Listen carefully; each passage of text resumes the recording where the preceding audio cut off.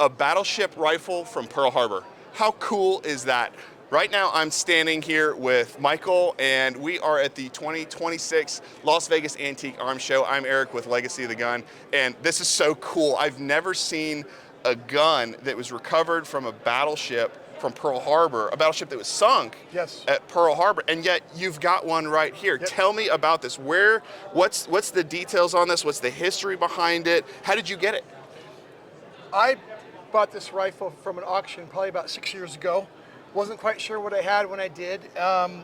When I received it, I got contacted by the Springfield Research Group. They wanted to do an article on it in the American Rifle magazine. Okay. And that's where I got a lot of the information on it.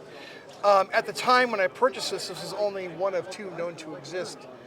The other one being the one at Pearl Harbor on Ford Island in their museum there. Wow. Since then, there's probably another 4 or 5 that have been discovered. 2 have been chromed and welded shut and used as drill rifles, and the other 2 one is just a receiver, and the other one's been pieced together as well. Sure. As far as we know, this one and the one on Ford Island are about as complete as just as they came off the ship. Really? In 1941. Wow, that is December 7th, really neat.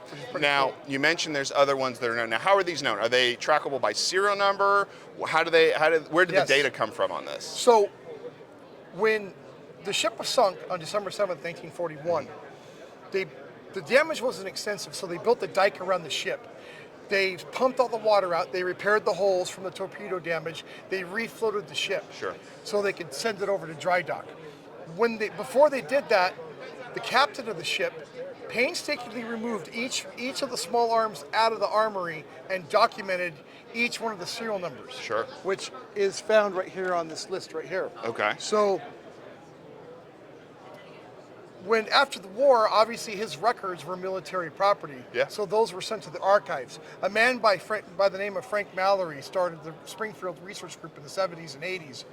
He was doing some research and found the captain's original manifest of all the firearms that were on the ship. Wow. At the time of the sinking. At the time of the sinking. Yeah. Because when they removed these firearms, they were taken off the ship and put in shore batteries. Sure. Because he was convinced that the Japanese were going to invade the island. Yeah, naturally.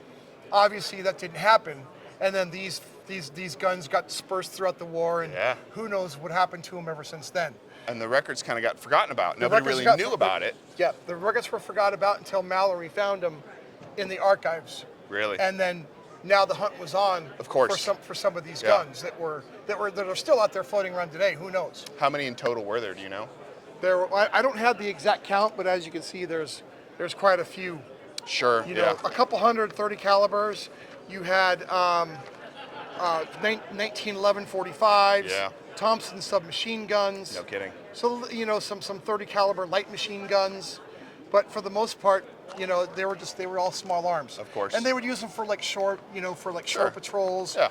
Whenever they go to port, out of country or whatever, that's what they would use them for. And so, like I said before, this one in this condition is the way it came off the ship. Sure. It might have had some revisions from World War I, but it still has the 1918 barrel on it. The stock is original. The sling is World War II. Sure. But for the most part, this is what went down with the ship. Yeah, that is truly a piece of American history, right? Yeah. To be so close to something that was on one of the ships that was sunk at Pearl Harbor. Exactly. It's so intrinsically American. And to see that number right there come up on an archival sheet that's sitting matches after 80 years. Exactly. It matches, and it's just sitting right there. And this one was taken to shore battery number 3. Wow. Yeah, so it's pretty amazing. That really is amazing. We want to thank you so much for bringing this out. Of course. I hear this won an award a couple years ago. Yeah, 2 years ago, this won Best of Show here at the Antique Arms Show. No surprise. It draws a lot of attention. Of course it does. Well, we saw it and we want to do a video on it. Yeah, I don't want to put it away. I figure the people should. No, that's what we're here for. Here at Legacy of the Gun, we absolutely love to showcase rare, unusual, iconic, historically significant firearms, and this is right up that alley. I know our viewers love seeing this stuff. Thank you so much for bringing it out, for talking to us. Guys, if you like this kind of stuff, check out legacyofthegun.com. We are on YouTube, Facebook, Instagram, all the cool socials. Make sure you're checking out some of the other videos. We've just got so much amazing content out there that I know you guys are going to love, and we'll see you guys in the next video.